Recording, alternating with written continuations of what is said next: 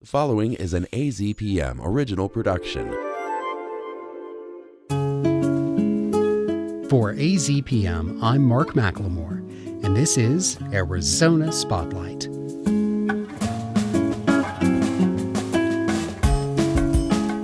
Coming up, meet Jillian Cowles, a clinical microbiologist and naturalist who chooses to spend a lot of time in a secret world where few others dare, peeking into the private lives of spiders and scorpions. Legendary filmmaker Roger Corman died earlier this month at age 98. Listen to an interview I recorded with Roger back in 2012 about just a handful of the hundreds of iconic movies that he helped create, as he would say, without ever losing a dime. Plus, film essayist Chris Dashiell visits the Tomb of Ligeia, one of Roger Corman's most successful adaptations from the works of Edgar Allan Poe. Those stories are next on Arizona Spotlight. Jillian Cowles grew up with a passion for biology, and as the daughter of parents who were horticulturists, her interests in science were fully supported. After years spent doing research in windowless laboratory basements, she yearned to spend time in nature, using her skills with photography and her own boundless supply of patience to record the tiny hidden world of arachnids, including spiders and scorpions. Cowles has since made many important observations about arachnid behavior, and she's captured events that have never before been seen by human eyes. Her 2018 book, Amazing Arachnids, includes more than 750 striking photos that illustrate her research. Cowles' interest in understanding the life cycle of a kind of spider called kleptoparasitic, tiny nest invaders, they usually stay out of a larger spider's way until it is time for them to make a precision egg heist, led her to document some previously unseen activity that's all happening surprisingly close to her Sonoran Desert home. About half of it was done in setups where I tried to simulate natural conditions but could see what was going on. For example, terrariums with cutaway burrows so that I could see what vinegaroons were doing underground. And about half of it was done right out in the field, just observing. The work on kleptoparasitic spiders is all done in natural settings. I would call it natural in the sense that the animals established themselves in their settings, but some of that happened to be on my front porch or in my yard. How is it that kleptoparasitic spiders became a part of the arachnid universe? Oh, that's a very good question. There's been a lot of phylogenetic work to see where they lie in terms of their evolutionary relationship to other spiders, trying to tease out how kleptoparasitism evolved. So the kleptoparasitic spiders are fairly closely related to social spiders. And in fact, they show some interesting social tendencies, such as group living in a web. Several adult kleptoparasitic spiders will share living space in the host web, and they tolerate each other, and sometimes they even help each other to steal food from the host. The vast majority of spiders are solitary, but a few spiders have independently evolved social behavior. And this social behavior can run through a continuum of behaviors that range from simple maternal care of young to actual multi-generational sharing of a web, sharing food, cooperative killing of prey, and sharing duties for raising young. In relation to black widow spiders, the kleptoparasitic spider that lives in their webs with them, what are we going to call that spider? That's Argyrodes pluto. These little kleptoparasitic spiders are only about 4 millimeters in body length at full maturity. So they're a lot smaller than the host spider, which is the adult female black widow, who is far more formidable. So when you're as small as the Argyrodes that you just described, the world is an even bigger place. It's absolutely ginormous to even go from one end of a room to another. So how in the world do these tiny kleptoparasitic spiders find black widows to cohabitate with? Well, that's a good question, and I don't think anyone really knows the answer, because to be able to follow a baby Argyrodes Pluto that has just dispersed from its home web and it's out looking for a new black widow web to live in, it would be really hard to observe that little spider's activity. It's not like you can put some kind of a little radio device on it. It's a tiny little animal, and basically you lose track of it almost as soon as it leaves the host web. So how do they find it, the black widow web? They probably balloon, and eventually a small percentage of them probably home in on suitable shelters that might also harbor a black widow host.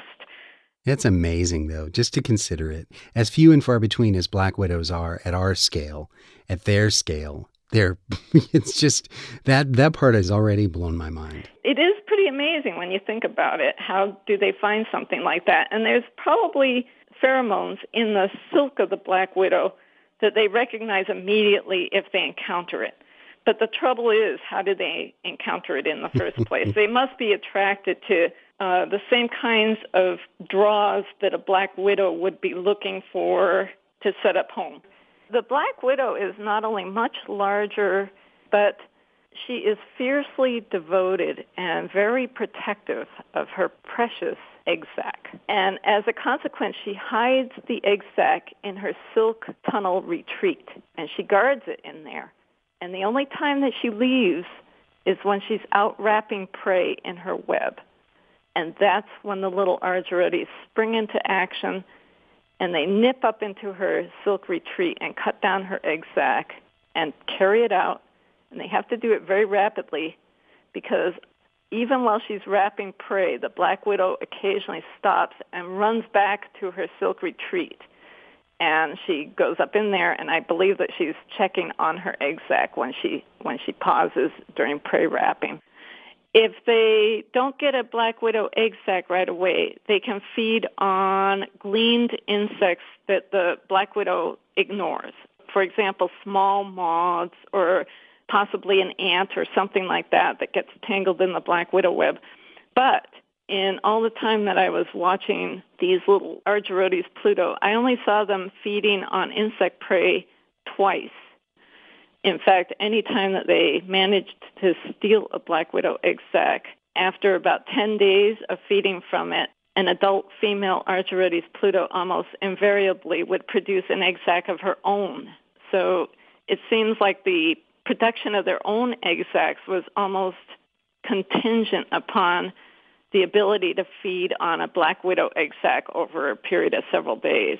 Now, the only Argyrodes I saw actually stealing black widow egg sacs were female Argyrodes. They're the ones that are the active little thieves. You talked about the instincts of the black widow to protect their egg sacs, but what about the Argyrodes Pluto? Are they protective of theirs? Oh, yes. The Argyrodes Pluto has an egg sac that she builds out in a portion of the black widow web. She doesn't have a shelter the way that the black widow has, a little tubular shelter. And the black widow tolerates this? Isn't interested in the eggs as a food source? Them these little Argyrodes living in her web, and they seem to know where the black widow travels frequently and where she rarely travels. So they build their little egg sac in a spot that the black widow rarely goes. Argyrodes Pluto, when she builds her egg sac out in such an exposed area, of course, that's susceptible to parasitoids and predators, and she actively defends her egg sac. So this wasp egg parasitoid is called Arachnopteromalus dazzes.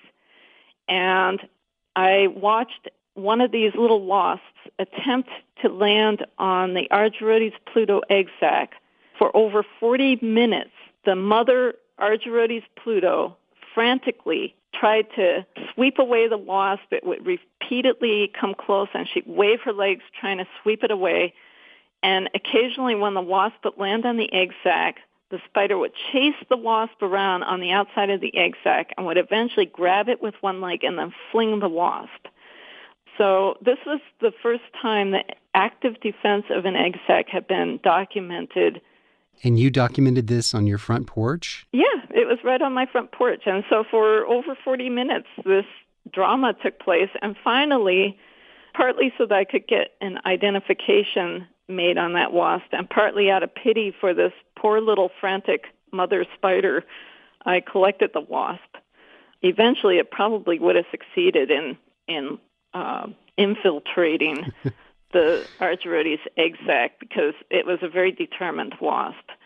That seems like a pretty profound discovery for science. How did it make you feel to document that? It was fascinating. Actually, the thing is about when you witness something that you're probably the first person to have witnessed, it actually gives you this tremendous jolt of exhilaration and energy, because when you discover something new, it just is the best feeling in the world. I mean, honestly, there's nothing better than that. And it's one reason why I think science is so addictive, is because there's so much to discover. And you could be the first person to find or see something. There's lots to be discovered out there. My guest was clinical microbiologist and macrophotographer Jillian Cowles, the author of Amazing Arachnids, published by Princeton Press. You can see a slideshow of some of her amazing images on the Arizona Spotlight page at azpm.org. Little Shop of Horrors, made in 1960, was a film that was shot in 2 days on leftover sets, and it's gone on to make millions. The Angie Dickinson movie Big Bad Mama was a drive-in smash in 1974. And in 1980, Battle Beyond the Stars managed to blend Star Wars with the Magnificent Seven, and it gave James Cameron his first film credit. Director, producer, and independent film visionary Roger Corman played a part in making more than 500 movies, to which he would modestly add he never lost a dime. Corman died on May 9th. He was 98 years old, and he stayed busy with the film industry until shortly before his passing. In 2012, Corman became the second ever recipient of the Lofty Lifetime Achievement Award presented by the Loft Cinema, and that gave me my one and only chance to talk to one of my heroes.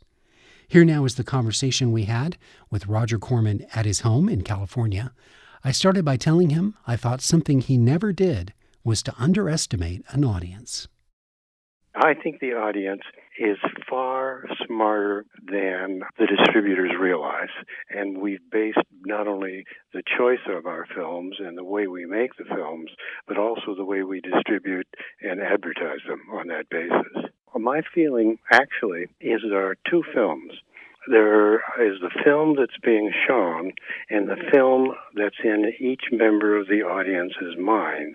I think each participant, as it were, the audience, sees the film a little bit differently, and it becomes a little bit different in that person's mind. It's sort of a two-way exchange between the actual picture and the picture that each member of the audience sees and interprets. Do you have a special technique that you use for dealing with very creative types? Because it seems to me like you're able to reach them and make them understand what the bottom line is. Part of it is that I go on the basis we are all in this together to make the best film we possibly can under the given circumstances. I just came from a lunch with an English director I know who had recently done his first film in Hollywood, and he mentioned the difference between not European, but English and American filming.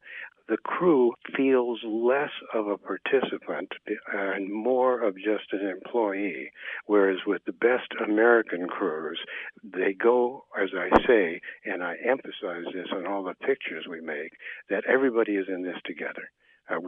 We have one goal, and that's to make the best picture we can. When's the last time you've directed a picture? I directed a picture called Frankenstein Unbound in 1989. It was sort of unusual. I stopped directing in 1970 when I started my own production and distribution company, New World, which I sold, and now my company is now called New Horizons. But Universal had done some research without bothering to tell me, and there's no reason why they shouldn't, that a picture called Roger Corman's Frankenstein would be a success. And they called me and asked me if I'd like to make it. And I said, no, it'll be just the 53rd or 54th Frankenstein film, and nobody's going to particularly want to come to see it.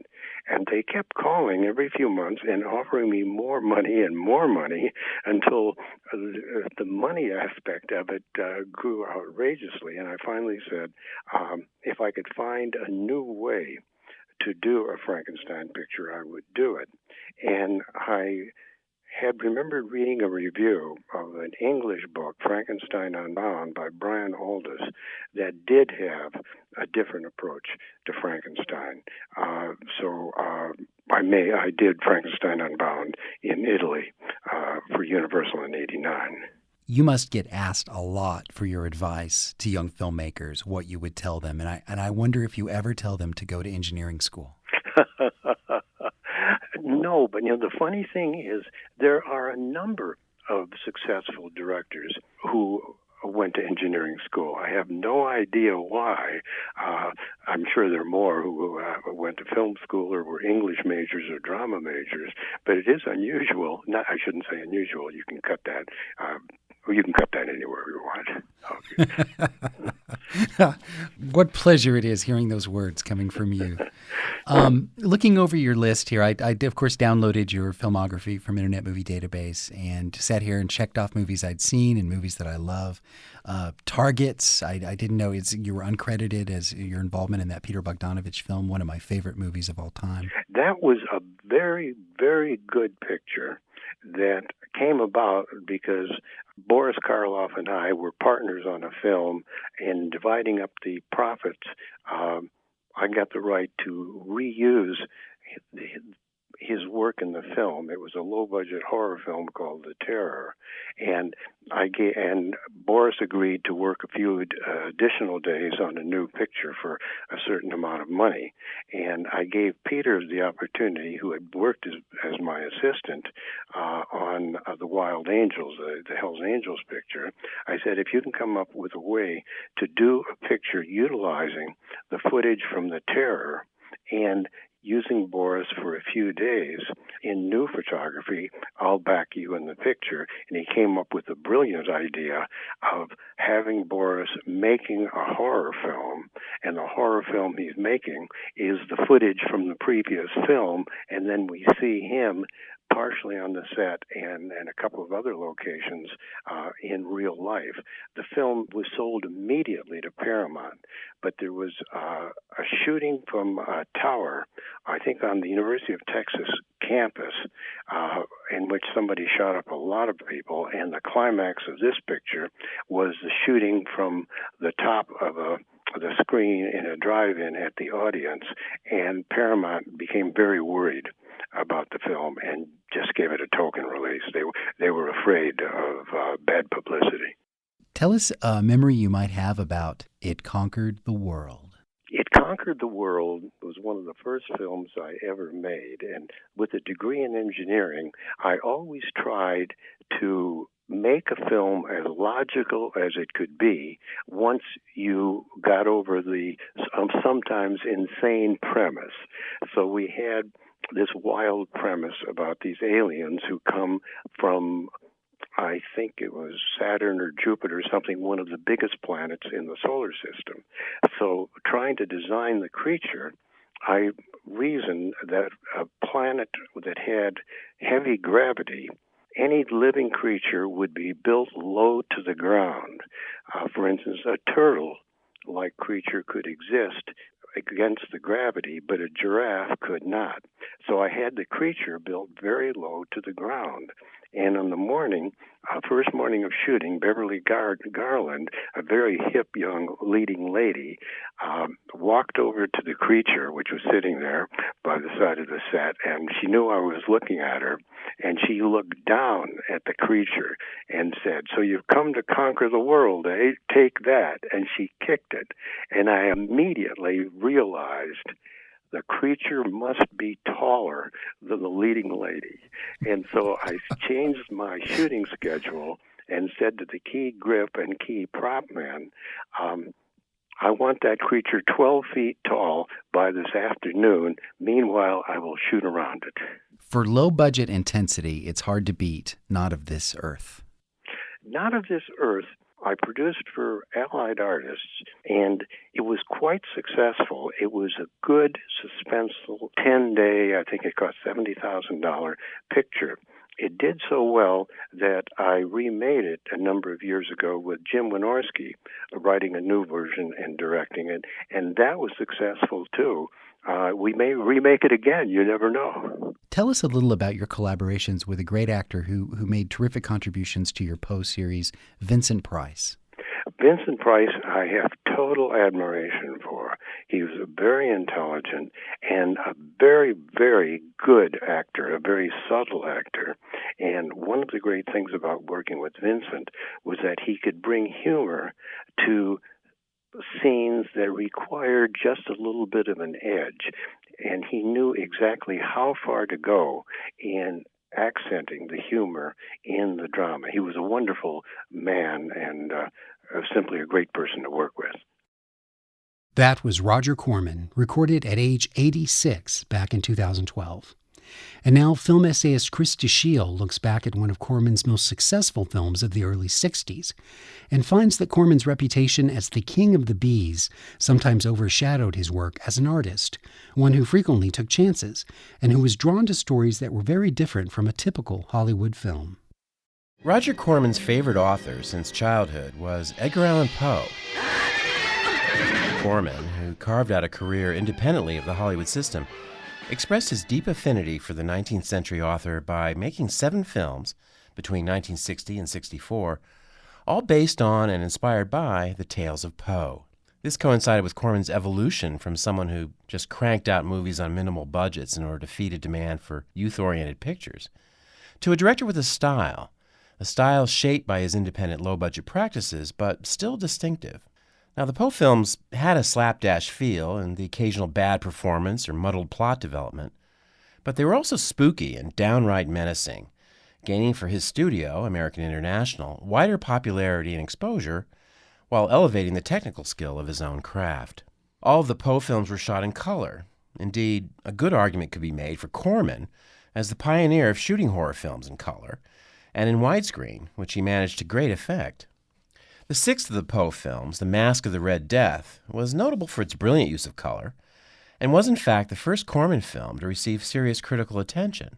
But I want to highlight the last film in the series, released in 1964, not well enough known in my opinion, but arguably the best, The Tomb of Ligeia. Vincent Price plays an English nobleman named Verdun Fell, stricken with grief after the death of his wife Ligeia.